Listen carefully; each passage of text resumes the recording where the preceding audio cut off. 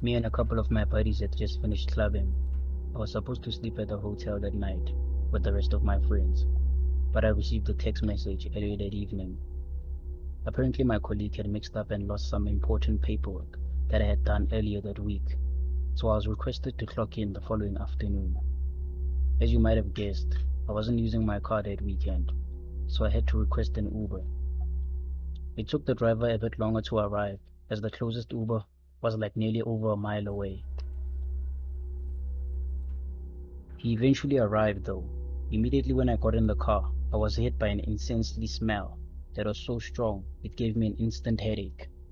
He spent the whole ride trying to get me to join his, and I quote, essential oil down line in a well-known oil MLM. I declined politely and then firmly, so I thought. We finally got to my destination, and my head was pounding. He stopped and he locked the doors.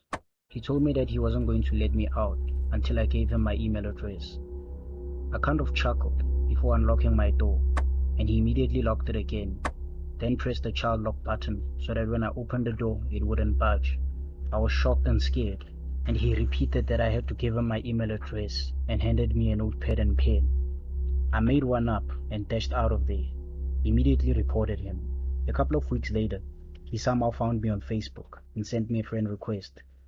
Needless to say, I blocked him, and it's pretty much been that way ever since.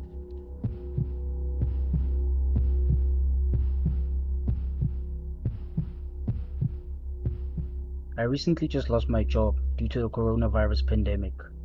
My car is fully paid off though, so a friend suggested that I register my car with Uber as a way to make some money while I looked for a new job.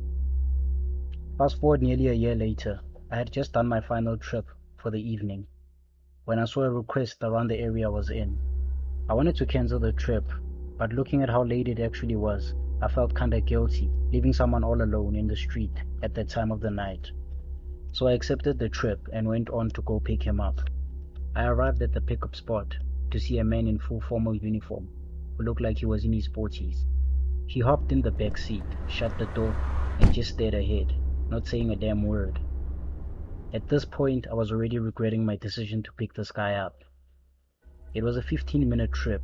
I checked the GPS and realized we still had a 30-minute trip ahead of us. At some point, I tried to initiate a conversation, but all I got in return was silence. I continued driving until I glanced through my rearview mirror to see him now closer to my seat, staring at me. I freaked out, nearly driving through a stop sign, before I stopped the car and yelled for him to get the fuck out. Fortunately, there was a car behind us. The driver parked just right in front of us. Before the other driver could get out of his car though, the man opened the door before casually walking towards a fence that led to the woods, jumping over and disappearing in the darkness. The other driver ran up to me to find out what happened. I briefed him before getting home and trying to forget what had happened. I woke up the next morning to find a small piece of paper, and in it wrote, "Next time I'll just slice your throat." I immediately broke down in tears, because somehow I just knew it was from that strange man from last night. I can't stop wondering of what could have happened if that second driver didn't stop, or if he wasn't around, or if the man wrote that letter before or after the incident. I have since quit being an Uber driver and recently found an office job at a car dealership.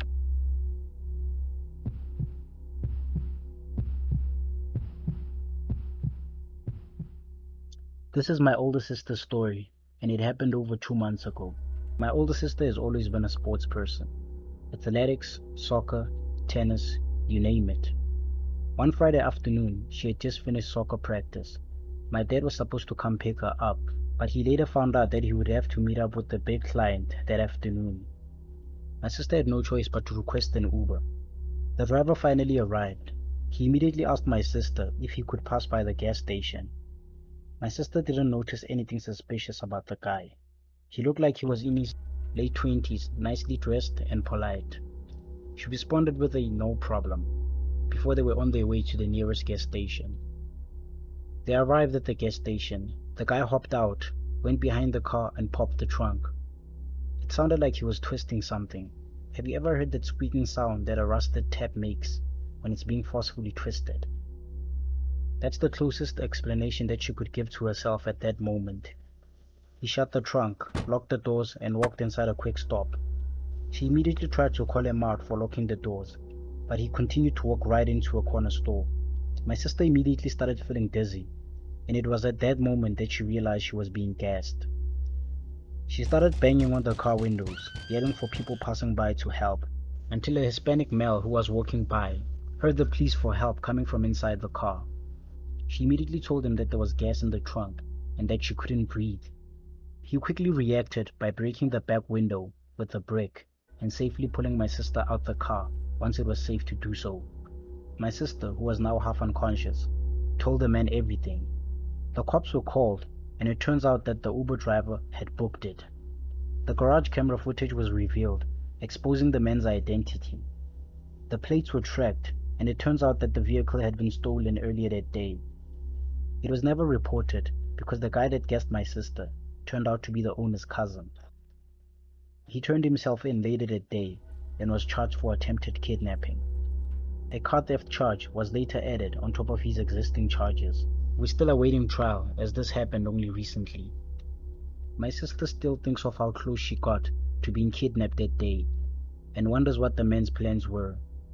She has never requested an Uber ever since, and prefers to keep it that way.